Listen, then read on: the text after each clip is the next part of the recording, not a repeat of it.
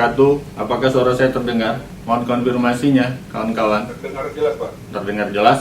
Dari Abi Haryono terdengar jelas, moderator terdengar jelas. Kawan-kawan yang lain, selamat pagi. Sekaligus mengecek suara dan video, saya coba sapa satu persatu. Tidak mungkin satu persatu, tapi ada Pak Ruslan. Terima kasih Pak Ruslan. Mbak Yayu, angkat tangannya.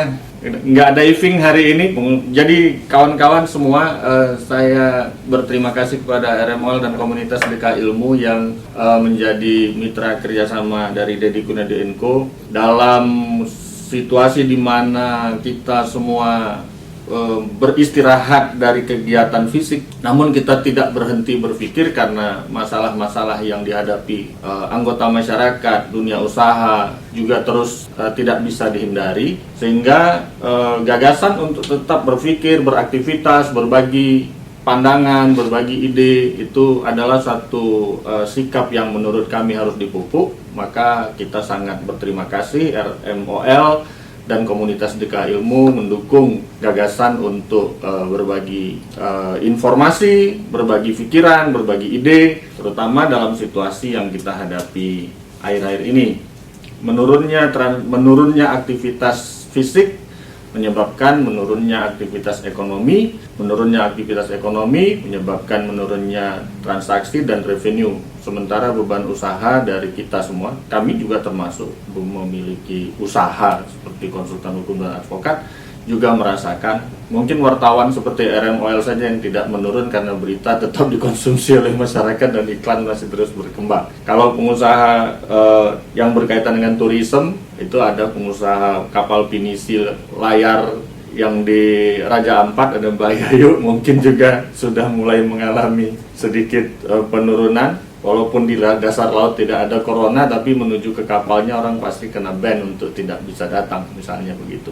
Menurunnya transaksi, menurunnya pendapatan, apalagi bagi para pengusaha yang berkomitmen untuk tidak mengakhiri hubungan kerja, juga masih harus menanggung menurunnya revenue dan seterusnya.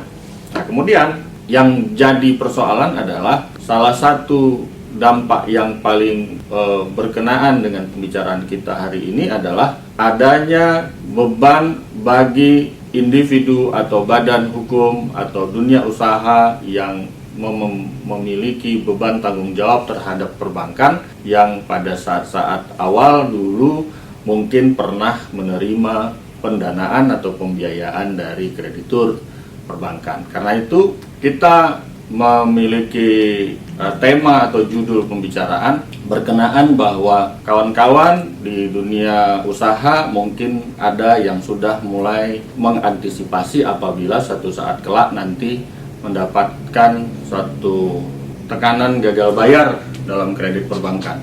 Saya akan coba membicarakan tema ini secara awam karena memang kita tidak dalam posisi diskusi hukum, tapi diskusi sesama praktisi, diskusi antara dunia usaha dengan praktisi hukum. Apa yang akan menjadi fokus dari diskusi kita atau webinar kita adalah bahwa hubungan antara perbankan dan debiturnya dengan para peminjam uang itu adalah hubungan yang memang sudah harusnya berlangsung harmonis karena kedua-duanya saling membutuhkan. Namun pada saat-saat ini terdapat situasi di mana sektor keuangan terganggu oleh sektor real, di mana sektor real menghadapi hambatan cash flow, sektor keuangan tetap memiliki keharusan untuk melayani kebutuhan keuangan penyimpan dana, yang mana uang yang disalurkan oleh perbankan ke sektor real adalah bukan sesungguhnya milik dari bank sebagai kreditur, melainkan milik para penyimpan dana di mana bank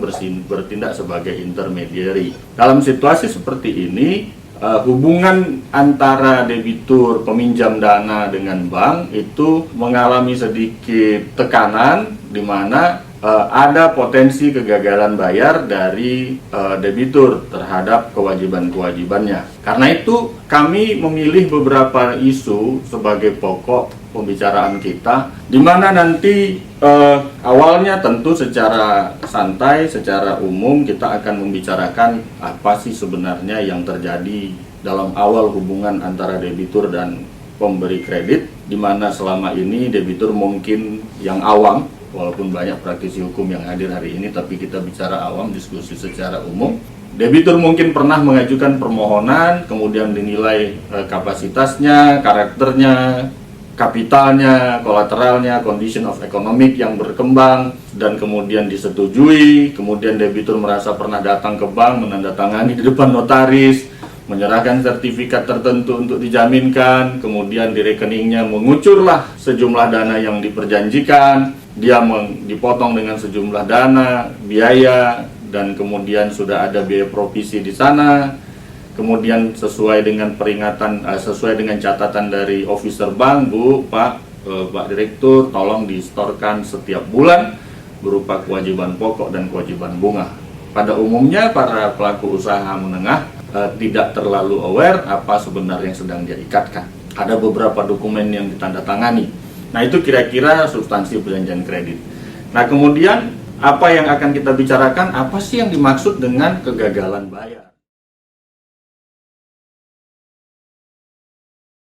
Kegagalan bayar ini satu yang sederhana, disebut sebagai macet, tapi tentu kita perlu melakukan pembicaraan yang sedikit mendalam tentang keadaan apa yang disebut dengan kegagalan bayar ini.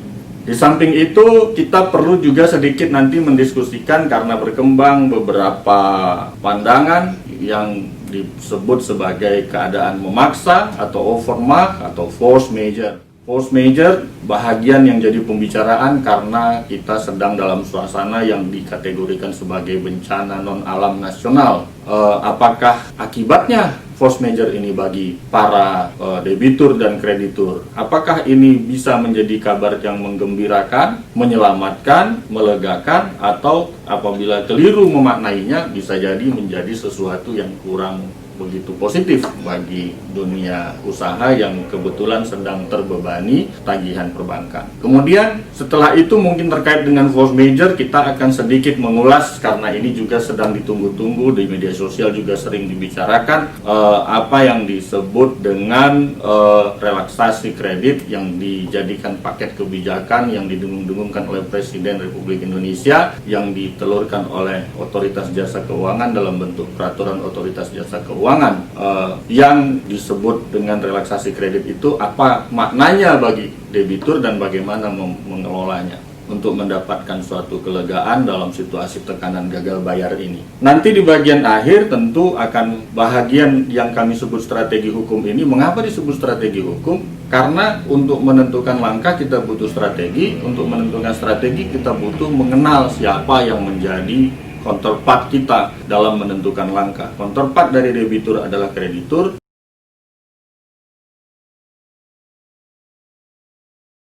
Kami tidak dalam posisi mengajak debitur mensiasati melakukan sesuatu yang bisa merugikan kreditur. Tetapi kami justru ingin menggambarkan bagaimana situasi seperti ini dapat diselesaikan oleh debitur tanpa harus melakukan siasat-siasat yang seakan akan bisa merugikan debitur, mencari jalan keluar, membabi buta, tidak seperti itu. Yang kami ingin tawarkan atau ajak diskusikan adalah bagaimana debitur bisa memahami suasana atau keadaan atau hal-hal yang mengikat kreditur dan mencoba mencari jalan untuk mempertemukan dua kepentingan antara kepentingan debitur yang sedang mengalami tekanan gagal bayar dengan kepentingan kreditur yang juga tidak dalam situasi lega.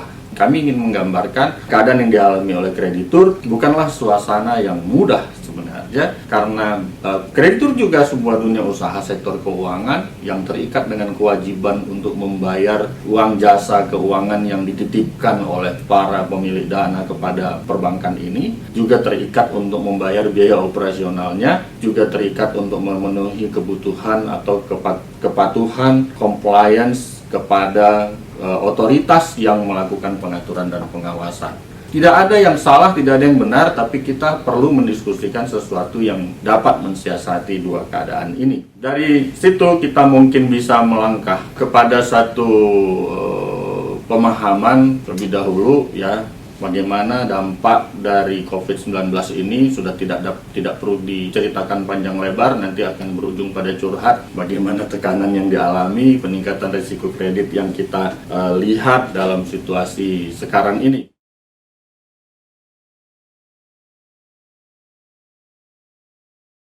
Perjanjian kredit yang ditandatangani itu adalah suatu perjanjian di mana pihak perbankan serta-merta setelah ditandatanganinya perjanjian kredit melakukan pengucuran dana, baik yang berkewajiban satu kali mengucurkan dana atau melakukan pengucuran dana beberapa kali, yang pada saatnya setelah melakukan pengucuran dana maka menjadi jatuhlah kewajiban dari debitur untuk melakukan kewajiban pengembalian, sehingga natur atau alamiahnya perjanjian kredit itu adalah perjanjian pinjam meminjam yang dimaksud di pasal 1754 KUH Perdata.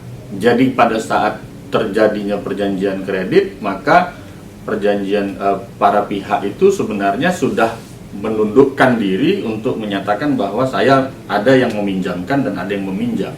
Pada saat 1754 itu disepakati untuk diberlakukan, maka terjadilah suatu proses di mana peminjam memiliki kewajiban untuk mengembalikan. Nah, mengembalikan ini merupakan suatu bahagian dari perjanjian kredit. Pada perjanjian kredit tersebut dapat disepakati ada jumlah pokok, ada jumlah bunga, ada jumlah denda apabila terlambat, ada jumlah biaya yang ditanggung, jumlah biaya provisi, biaya notaril, dan biaya lain yang merupakan kewajiban yang dapat dipotong langsung. Dan pada saat itu biasanya juga akan ada rekening yang dibuka yang wajib bagi debitur untuk mengisi saldo rekening tersebut agar pada setiap tanggal jatuh tempo kreditur dapat melakukan penarikan. Tetapi kita bisa lihat bahwa dari pemahaman bahwa ini perjanjian pinjam meminjam, maka lebih besar pasal-pasal yang mengikat kepada debitur untuk memenuhi perjanjian-perjanjian. Dalam mengikatkan kredit tersebut, pihak perbankan sebagai suatu pelaksana industri keuangan perbankan yang merupakan kegiatan usaha yang memiliki ciri terregulasi secara ketat, tunduk kepada ketentuan-ketentuan. Ketentuan pertama misalnya bahwa ada kewajiban bagi pihak perbankan untuk membuat pedoman kebijakan perkreditan. Pedoman kebijakan perkreditan ini dibuat secara general agar terjadi generalisasi atau kesamaan kebijakan antara setiap kredit yang dikucurkan. Tidak ada perbedaan kebijakan, idealnya yang kita bicarakan idealnya. Kemudian ada lagi peraturan otoritas jasa keuangan yang berkaitan dengan penilaian kualitas aset, di mana berdasarkan penilaian kualitas aset, kredit dianggap sebagai suatu aset produktif yang harus dinilai setiap saat penilaian asetnya, yang diukur apakah nanti suatu aset ini dapat dikategorikan sebagai suatu aset produktif yang lancar, suatu aset produktif yang tidak lancar atau bermasalah, atau dalam perhatian, atau dianggap sebagai kredit yang macet. Dalam gambaran seperti itu, maka bank tidak semata-mata berhubungan secara keperdataan dengan debitur peminjam dana, tetapi bank juga menjalankan agar posisi bank sebagai penyedia dana tidak melanggar ketentuan-ketentuan otoritas jasa keuangan ketika menyalurkan dana. Seringkali kami melihat permintaan-permintaan dari peminjam dana untuk memaksa bank tunduk kepada semata-mata kesepakatan perdata tanpa memperhatikan keadaan di mana bank sebenarnya memiliki kewajiban untuk tunduk kepada peraturan otoritas jasa keuangan. Dalam situasi seperti itu, kita lihat bahwa bank memastikan bahwa 5C pada persyaratan pemberian kredit sudah terpenuhi, ada jumlah yang disepakati, bahkan tujuan kredit juga harus disepakati karena ini bukan sekedar pinjam meminjam, karena pinjam meminjam ini harus terjamin pengembaliannya, sehingga tujuan pencairan kredit sebenarnya sudah harus dipahami sejak awal. Waktu dan tata cara pembayarannya juga disepakati, syarat-syarat khususnya disepakati, dan satu lagi ada yang disebut dengan jaminan. Karena dalam 5C yang dikenal sebagai persyaratan kredit itu ada kolateral, maka salah satu bentuk yang harus dipahami, dan ini kawan-kawan mungkin pada melihat keadaan bahwa kita mendapatkan uang dari bank, tetapi dalam dunia usaha ada jaminan-jaminan berupa benda-benda tetap atau benda bergerak atau bahkan sejumlah dana yang dijaminkan sebagai backup atau benda yang ditempatkan sebagai jaminan hutang. Pada pokoknya ini adalah bagian yang harus dipahami.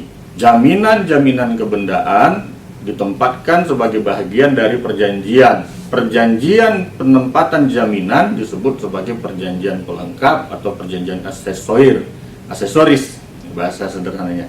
Jadi perjanjian utang piutang sebagai perjanjian pokok, perjanjian utama, perjanjian penempatan jaminan sebagai perjanjian aksesoris, perjanjian pelengkap. Walaupun tidak semua hutang piutang perbankan itu berjaminan, ada KTA, kredit tanpa agunan, ada hutang-hutang yang tidak besar, yang tidak dijamin, tapi rata-rata dengan jumlah hutang tertentu, apalagi yang untuk membeli sesuatu benda, maka benda yang dibeli itu menjadi jaminan. Misalnya kredit pemilikan rumah, maka rumah yang dibeli itu menjadi jaminan. Nah, jaminan itu disebutlah sebagai suatu penempatan benda. Kalau dia benda bergerak berupa tanah dan benda-benda terkait dengan tanah seperti bangunan dan lainnya, maka disebutlah dia diberikan dalam bentuk akte pemberian hak tanggungan atau hak tanggungan. Ada benda-benda lainnya yang dapat dijamin fidusia, maka disebutlah dia jaminan fidusia untuk benda-benda bergerak pada umumnya.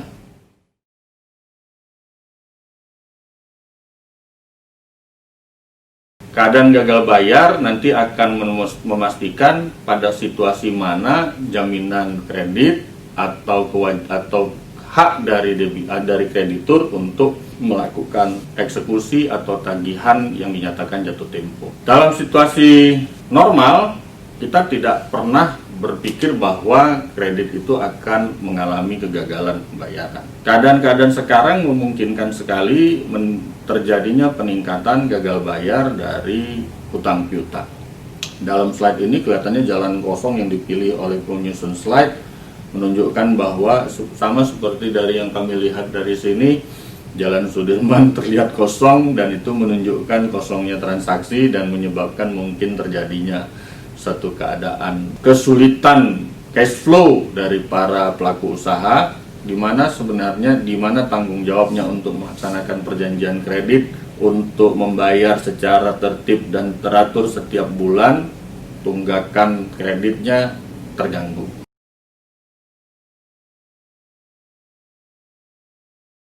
Yang mengikat dari bank adalah bahwa apabila kita mengacu ke POJK nomor 40 2019 tentang penilaian kualitas aset bank umum, dianggap sebagai gagal bayar tuan prestasi apabila tunggakan pokok, bunga, dan atau tagihan lain selama 90 hari dan juga tidak memenuhi persyaratan lain selain pembayaran pokok dan atau bunga yang dapat mengakibatkan non prestasi. Jadi dalam perjanjian kredit kita mencatat ada yang disebut dengan klausul kelalaian. Ada yang mencantumkannya menyatakannya sebagai event of default. Ada yang menyatakan namanya sebagai default clause, yang pada umumnya tidak semata-mata kegagalan bayar untuk tunggakan, tetapi juga ada terjadi keadaan-keadaan yang menyebabkan dianggap sebagai kelalaian. Namun pada umumnya perbankan akan fokus kepada kewajiban debitur untuk melakukan pembayaran secara tertib dan teratur dalam jumlah-jumlah yang sudah disepakati, baik kewajiban pokok maupun kewajiban bunga dan denda. Keadaan gagal bayar menurut POJK ini salah satu yang menjadi kewajiban dari kreditur perbankan untuk mematuhi bahwa satu keadaan di mana tidak dibayarnya satu tagihan harus diperlakukan sebagai suatu keadaan gagal bayar. Salah satu contohnya misalnya debitur lalai melaksanakan suatu kewajiban atau melanggar suatu ketentuan yang termaktub dalam akta. Ini aktanya, akta perjanjian kredit, termasuk namun tidak terbatas membayar lunas pada waktunya kepada bank suatu jumlah pinjaman, bunga, denda, provisi, biaya, dan lain-lain, jumlah uang yang sudah wajib dibayar lunas atau sudah jatuh tempo. Keadaan ini sejalan dengan pasal 1238 KUH Perdata, di mana suatu keadaan yang dianggap lalai, di mana kreditur atau pihak yang menghutangkan menyatakan, itulah yang mengapa kita sering sekali memakai istilah somasi. asal muasal penggunaan istilah somasi itu di 1238 KUH Perdata. Jadi lalainya suatu debitur dibuktikan dengan salah satu dari, apabila tidak ada diperjanjikan suatu jangka waktu dan jumlah tertentu, maka si yang menghutangkan, si kreditur akan memberikan surat peringatan. Apabila diperjanjikan suatu jangka waktu dan jumlah tertentu, maka tanpa surat peringatan pun sudah dianggap sah telah terjadi keadaan lalai. Tapi pada dunia perbankan pada umumnya, walaupun dalam perjanjian kredit sudah disepakati adanya jumlah dan waktu tertentu untuk membayar, tetap si perbankan akan mengeluarkan surat peringatan. Karena dia tidak mau dianggap lalai untuk memperingatkan. Jadi dia tetap memperingatkan. Walaupun sudah 1238 KUH Perdata mengatakan tidak diperlukan untuk suatu peringatan apabila sudah disepakati jumlah dan waktu tertentu dan waktu tersebut telah terlewati. Karena itu yang menjadi awal dari telah dinyatakan lalai itu atau terjadi keadaan gagal bayar adalah secara praktek. Nah, kita bicara secara praktek, telah ada surat yang dikirimkan oleh kreditur untuk dilakukannya pembayaran atau dinyatakan bahwa debitur atas nama A telah gagal atau telah terlambat melakukan pembayaran pokok dan bunga, diharapkan kepada Anda untuk melakukan pembayaran untuk menghindari denda. Kemudian muncul lagi surat peringatan kedua. Apa artinya ini semua? Tentu bagi keadaan normal tidak dilakukannya pembayaran setelah terjadinya jatuh tempo, titik dari terjadinya kelalaian merupakan satu poin yang harus jadi perhatian bagi debitur agar kreditur tidak memperlakukan keadaan normal. Inilah yang kita anggap sebagai pokok pembicaraan. Karena dalam keadaan normal, kita harus menganggap institusi perbankan itu sebagai institusi yang memiliki kewajiban untuk patuh pada regulasi, patuh kepada perjanjian, patuh kepada peraturan otoritas jasa keuangan. Karena dia bertanggung jawab, jadi direksi bank itu bertanggung jawab kepada pemegang sahamnya, juga bertanggung jawab kepada pengawasan institusi OJK. Dalam situasi seperti itu, maka keadaan agar tidak terjadi gagal bayar, agar tidak terjadi langkah-langkah hukum setelah gagal bayar, itu yang perlu benar-benar dipahami.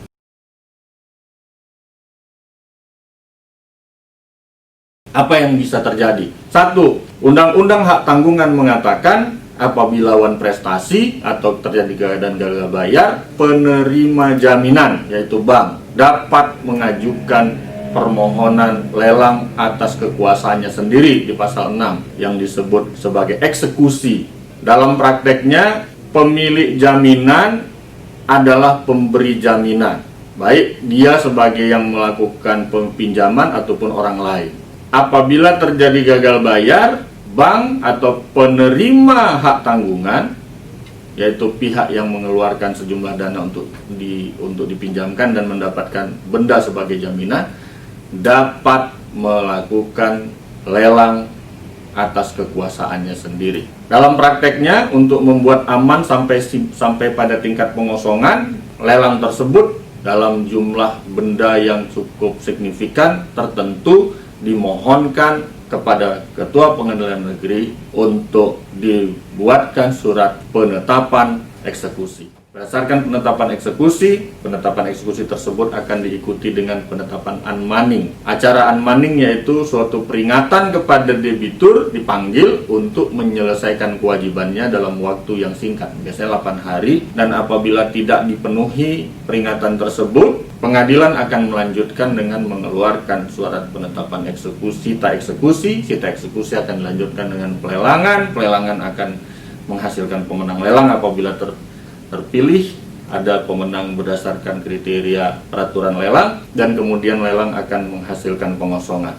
Ini dampak dari mimpi buruk gagal bayar yang apabila tidak terjadi kesepakatan mengenai titik gagal bayar atau prestasi dari debitur dan kreditur. Eksekusi ini bisa juga diselesaikan misalnya dengan melakukan penjualan di bawah tangan. Jadi hak tanggungan dan fidusia juga memiliki suatu kemungkinan apabila terdapat kesepakatan antara pemberi jaminan dan penerima jaminan. Pemberi jaminan itu pemilik benda yang juga biasanya sebagai peminjam dana. Pemegang penerima jaminan yaitu pihak perbankan, dia akan memperoleh harga terbaik dengan melakukan jual bawah tangan, yang mana dimungkinkan apabila memiliki satu harga yang terbaik dan bisa menyelesaikan pinjam meminjam, akan dapat dilakukan penjualan di bawah tangan. Undang-undang hak tanggungan mengatur seperti itu, sehingga ketentuan gagal bayar, terjadinya gagal bayar bisa dilaksanakan gugatan. Tadi ada daftarnya tuh. Bisa dilaksanakan terjadi jatuh tempo. Jatuh tempo itu keadaan jatuh tempo yang disebut dalam Undang-Undang Kepailitan 37 tahun 2004 bisa memberikan kewenangan kepada kreditur perbankan untuk menjadi pemohon pernyataan pailit atau menjadi pemohon penundaan kewajiban pembayaran utang. Jadi kita melihat suatu keadaan tuan prestasi ini sebagai suatu, katakan sebagai mimpi buruk yang harus dihindari, karena akibat-akibatnya. Jadi poinnya di sini adalah bagaimana keadaan non prestasi ini tidak menyebabkan kreditur serta-merta menempatkan kredit ini sebagai kredit macet, yang kemudian memberikan kewenangan kepada kreditur untuk melakukan permohonan eksekusi bank, bisa mengajukan gugatan apabila tidak ada jaminannya, bisa mengajukan permohonan pernyataan pailit apabila ternyata terdeteksi banyak sekali kreditur lain, mengajukan permohonan penundaan kewajiban pembayaran utang sebagai langkah awal dari permohonan pailit sebagai langkah untuk restrukturisasi di dalam proses pengadilan.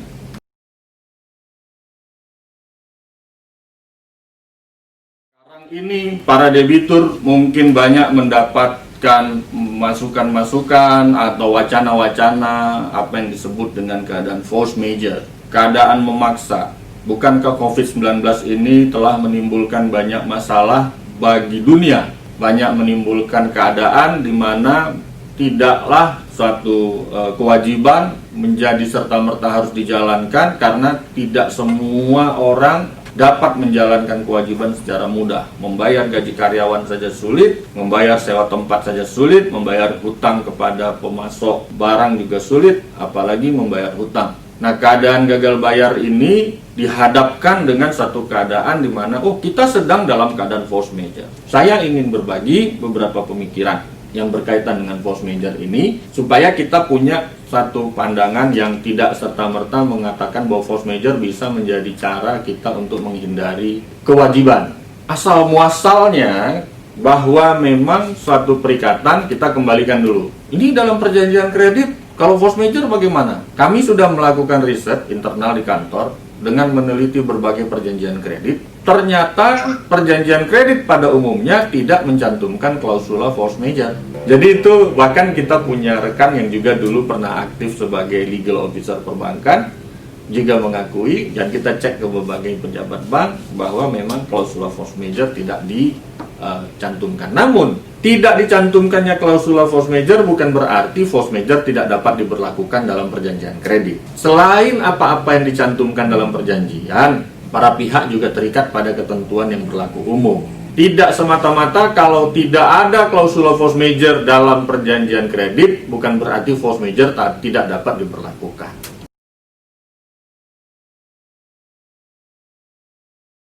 Apa sih sebenarnya substansi dari force majeure dan apa hubungannya dengan perjanjian kredit? Suatu keadaan force majeure itu atau overmah atau keadaan memaksa, dasarnya itu disebut pada 1245-1244 KUH Perdata, bahwa dalam keadaan tertentu di mana salah satu pihak tidak dapat melaksanakan atau yang memiliki kewajiban tidak dapat melaksanakan atau terhalang untuk berbuat sesuai dengan kewajibannya dalam perjanjian, maka tidak ada kewajibannya untuk mengganti biaya, rugi, dan bunga sepanjang dia dapat membuktikan bahwa dia terhalang tersebut atas suatu keadaan yang terpaksa.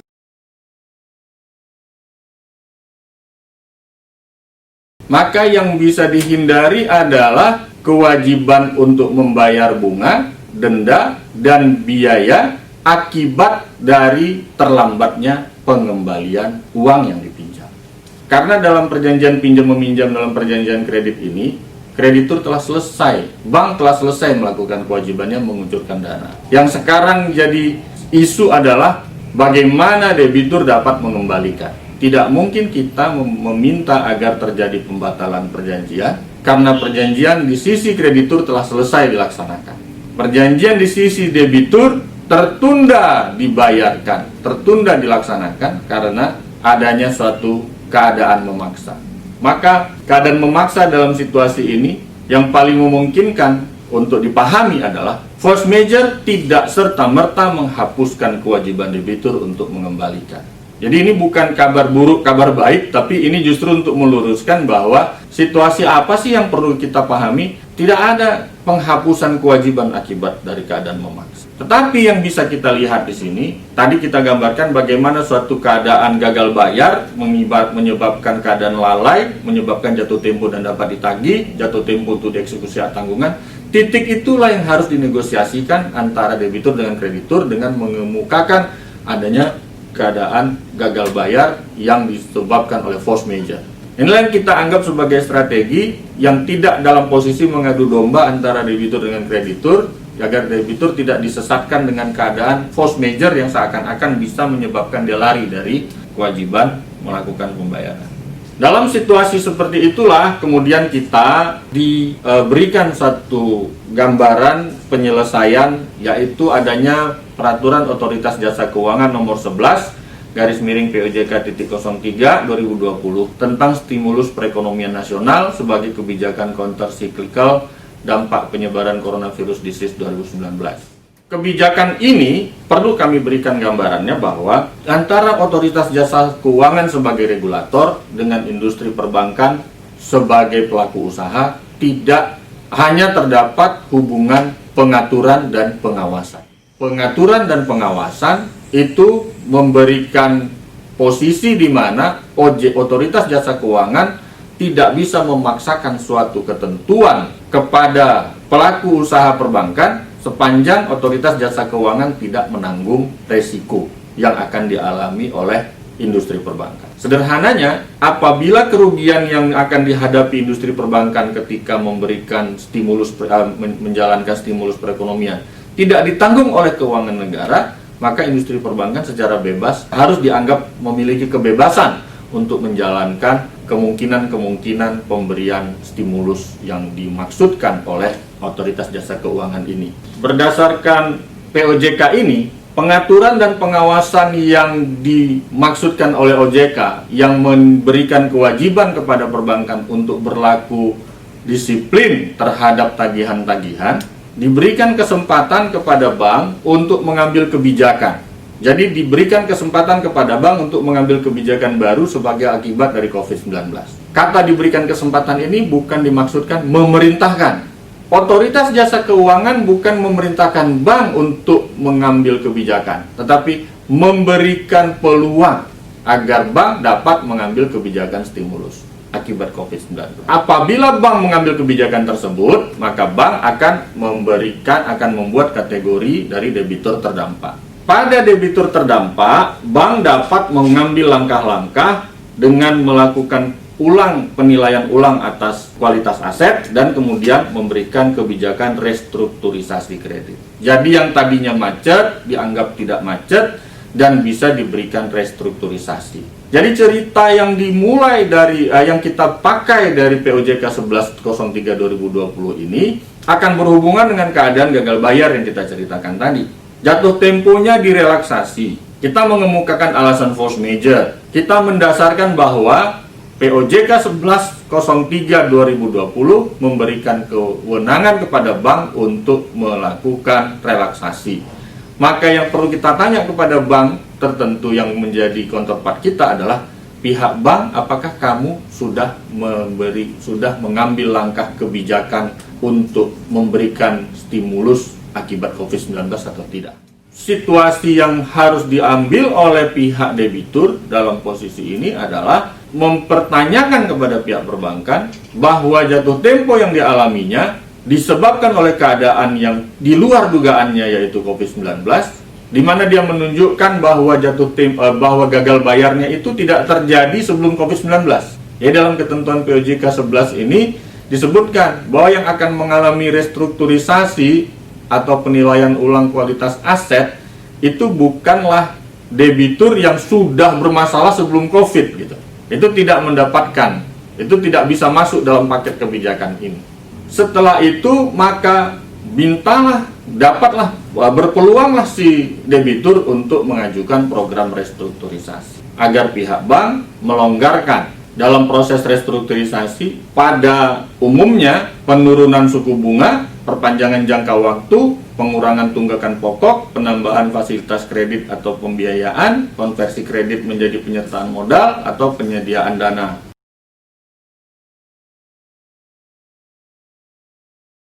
Layak atau tidaknya suatu restrukturisasi diberikan tetap akan mengacu kepada ketentuan pemberian kredit awal, yaitu adanya kapasitas, adanya kolateral, adanya condition of economic. POJK 40 tentang penilaian aset tetap mencantumkan bahwa bank umum dapat melakukan restrukturisasi kredit apabila A. Debitur mengalami kesulitan pembayaran pokok dan atau bunga, dan B. Debitur masih memiliki prospek usaha yang baik dan dinilai mampu memenuhi kewajiban setelah kredit direstrukturisasi. Jadi salah satu figur yang harus dipersiapkan untuk mendapatkan restrukturisasi adalah kemampuan debitur untuk memberikan gambaran kepada bank peminjam dana, pihak yang meminjamkan dana, bahwa dirinya masih memiliki potensi untuk melakukan pemenuhan kewajiban pasca restrukturisasi. Karena pada prinsipnya restrukturisasi ini secara umum diberikan untuk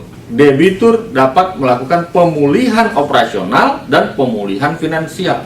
Nah, pihak perbankan telah melakukan pelonggaran dengan mengorbankan sedikit banyak keuntungan, tentu dengan keyakinan bahwa debitur masih memiliki kemungkinan untuk melakukan operasional dan kelonggaran finansial apabila diberi kelonggaran waktu melakukan penyelesaian kewajiban. Sehingga pengurangan beban yang dilakukan sebagai bahagian dari restrukturisasi memang benar-benar dapat dinilai oleh pihak yang meminjamkan dana atau perbankan bahwa ini akan dapat menjadi bagian dari pemulihan kredit yang dimaksudkan oleh pihak yang mengalami gagal bayar. Jadi kita ulangi lagi, ada kredit, ada gagal bayar, ada force majeure, akibat gagal bayar, ada force majeure, ada relaksasi, dan kemungkinan setelah relaksasi ada restrukturisasi. Semuanya itu menyebabkan bank harus tunduk kepada perjanjian kredit, KUA Perdata,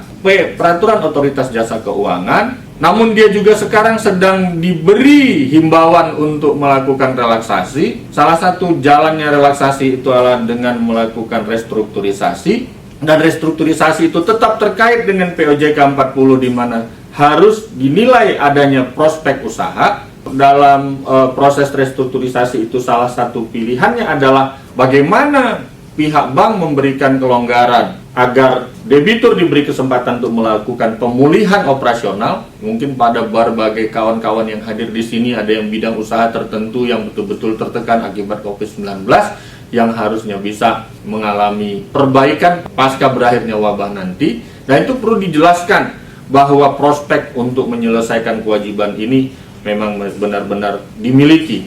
Itulah yang paling memungkinkan dilakukan untuk mendapatkan restrukturisasi. Dan salah satu kewajiban dari bank adalah tidak melakukan perlakuan diskriminatif. Jadi kebijakan pemberian kredit sebelum pasca COVID ini yang kemudian saya anggap sebagai suatu informasi internal masing-masing bank, bahwa masing-masing bank memiliki kebijakan pemberian dan pengelolaan kredit. Pasca COVID-19 ada POJK 2003 dapat membuat kebijakan perkreditan yang baru disesuaikan dengan keadaan COVID-19, di mana diperbolehkan melakukan restrukturisasi dengan melonggarkan dengan tetap mempertahankan prinsip kehati-hatian. Namun kebijakan itu seharusnya diperlakukan terhadap seluruh debitur secara sama. Namun tetap saja POJK 40 mengatakan syarat debitur masih memiliki prospek usaha yang baik dan dinilai mampu memenuhi kewajiban setelah kredit direstrukturisasi. Jadi capital, capacity, harus memang tetap di condition of economic,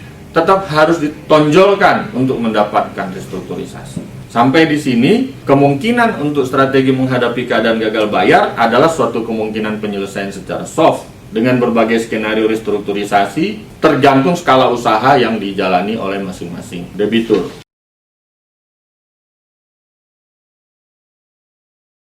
Ada yang namanya permohonan penundaan kewajiban pembayaran utang. Bank ada juga yang atau debitur ada juga yang mengajukan permohonan penundaan kewajiban pembayaran utang ke pengadilan niaga sebagai bahagian dari cara restrukturisasi. Apa bedanya restrukturisasi di luar PKPU dan di dalam PKPU? Tentu ini sangat berbeda. Pertama, mengapa ada juga debitur yang mengajukan permohonan PKPU untuk mendapatkan restrukturisasi? Karena krediturnya banyak sekali. Akan sulit baginya untuk melakukan negosiasi dengan banyak kreditur. Jadi pada debitur-debitur besar yang banknya penyedia dananya banyak, suppliernya banyak, tagihannya yang lain banyak, pajak juga sudah mengancam, maka dia bisa memilih PKPU sebagai jalan. Perbedaan lainnya, batas dari penyelesaian. Jadi PKPU itu memberikan kewajiban kepada debitur untuk mengajukan rencana perdamaian. Rencana perdamaian ini harus dibahas, dilakukan pemungutan suara dengan para kreditur, dan harus 2/3 dari kreditur setuju untuk mendapatkan perdamaian. Dan ancaman dari tidak dikabulkannya perdamaian adalah jatuh pilot. Jadi PKPU itu akan sangat berisiko bagi debitur apabila dia tidak mendapatkan persetujuan dari para krediturnya, baik persetujuan perpanjangan maupun persetujuan perdamaian, dan dapat berakibat sebagai akibat dari pilot. Akibat dari ditolaknya perdamaian, maka debitur akan dinyatakan pilot pada sidang berikutnya.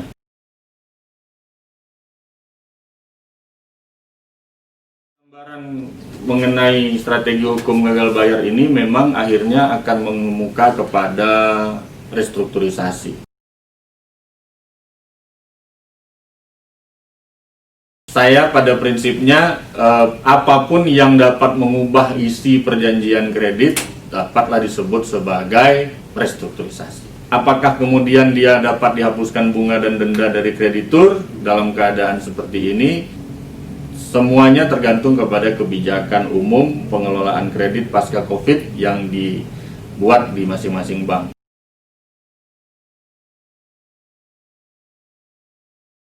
Tidak ada klausula force majeure, saya pahami sebagai bukan berarti tidak dapat diterapkannya ketentuan force majeure.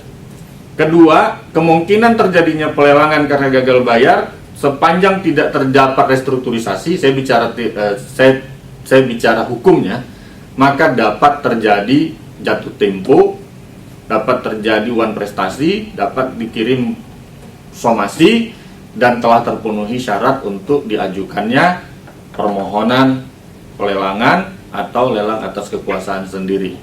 Hanya saja itu bisa dihadapi kalau memang permohonan restrukturisasi tidak dikabulkan oleh pihak perbankan, maka ketentuan force majeure itu akan kita hadap-hadapkan secara hukum. Dapat diajukan gugatan perlawanan dengan alasan force majeure. Apakah force majeure dimaksudkan untuk menghilangkan kewajiban pembayaran? Bukan. Untuk menyatakan kepada pengadilan bahwa seharusnya perbankan melayani restrukturisasi. Mengapa? Karena keadaan tidak memungkinkan untuk melakukan pembayaran sekarang. Siapapun yang bisa membuktikan bahwa dia dalam keadaan tidak mampu, bukan di luar kekuasaannya sendiri, maka dia dapat meminta agar diberikan kelonggaran. Maksud dari penggunaan dalil force majeure bukan untuk mengatakan bahwa kami tidak harus membayar, tapi kami berhak atas kelonggaran. Relaksasi itu bukan semata-mata karena ada kelonggaran yang dimaksudkan oleh pemerintah melalui OJK lewat POJK 20, tetapi juga dapat didalilkan dalam proses agar jatuh tempo dari suatu kredit harusnya tidak serta-merta diambil oleh pihak perbankan, apalagi bagi debitur yang secara kooperatif dapat membuktikan kegagalan bayarnya itu sungguh-sungguh telah terjadi pasca COVID, dan dia dapat dikategorikan sebagai bisnis terdampak. Apalagi seluruh dunia, apalagi Indonesia pada umumnya mengalami perubahan keadaan ekonomi yang sedemikian signifikan. Kami menyarankan bahwa tidak adanya klausul force majeure tidak membuat debitur menganggap dalil force majeure tidak dapat dijalankan, tetapi dalil force majeure itu harusnya dijalankan pada saat telah ditunjukkannya iktikat baik untuk melakukan restrukturisasi dengan menunjukkan adanya suatu prospek usaha yang masih memungkinkan dengan gambaran apabila telah selesai keadaan luar biasa yang dialami saat ini. Nah, ini pertanyaan yang sangat menarik, Pak Andi Bukhari. Terima kasih sudah ikut. Apa acuan hukum yang dapat dipakai kreditur bahwa kondisi saat ini telah ditetapkan sebagai bencana nasional, bukan sebagai force majeure? Jikapun kondisi saat ini telah dikategorikan sebagai force majeure, apa dasar hukum bagi kreditur untuk tetap meminta debitur membayar kewajibannya, tidak mau memberikan restrukturisasi? Nah, itu tadi pertanyaan dari Bu Rita, saya jawab, ternyata juga sudah sedikit banyak menyinggung dari apa yang dimaksud oleh Pak Andi Bukhari, bahwa satu dalam 1754, 1765 berkaitan dengan pinjam meminjam, dalam situasi sekarang ini yang jatuh wajib untuk melakukan prestasi adalah debitur. Dan pada umumnya saat ini debitur telah menyelesaikan sebahagian dari pengembalian secara bertahap atau yang disebut sebagai cicilan. Pertama, force majeure itu pada ketentuannya adalah kewajiban dari debitur untuk membuktikannya. Jadi pertanyaannya apa acuan hukum yang dapat dipakai oleh kreditur? Maka menurut hemat kami, kreditur tidak diwajibkan untuk memikirkan ini keadaan force majeure atau tidak. Karena dalam posisinya bank sebagai lembaga intermediary, dia merupakan pihak yang juga wajib membayar bunga kepada penyimpan dana. Karena itu dia wajib melakukan recovery kredit kepada peminjam atau debiturnya. Pertanyaan berikutnya, jikapun kondisi saat ini telah dikategorikan force majeure, apa dasar hukum bagi kreditur untuk tetap meminta debitur membayar kewajibannya, tidak mau memberi restrukturisasi? Kita balik kepada situasi di mana force majeure tidak dapat dianggap sebagai suatu keadaan umum. Force majeure itu adalah keadaan-keadaan case by case. Nah, keadaan case by case itulah yang harus didalilkan oleh masing-masing.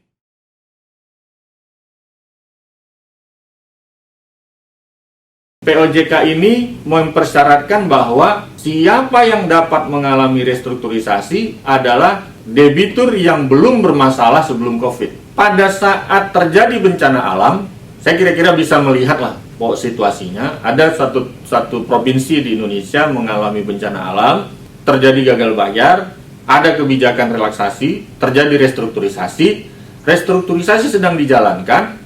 Itu kan sebagai perjanjian kredit yang baru jadinya, diperbaharui gitu ya, adendum. Kemudian terjadi bencana non alam COVID-19.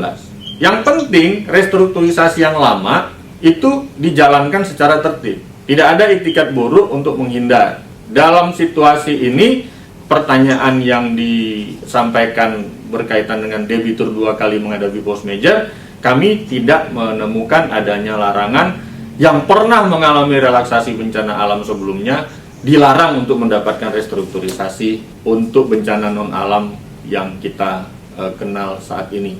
Dalam hal debitur memiliki beberapa fasilitas kredit di mana ada satu fasilitas yang telah bermasalah sebelum COVID-19, apakah COVID-19 dapat dimintakan? Saya kembali mengacu kepada pertanyaan Pak Andi sama dengan sebelumnya, bahwa kami membaca secara tegas yang mendapatkan perlakuan relaksasi berdasarkan POJK ini adalah yang belum bermasalah sebelum COVID-19.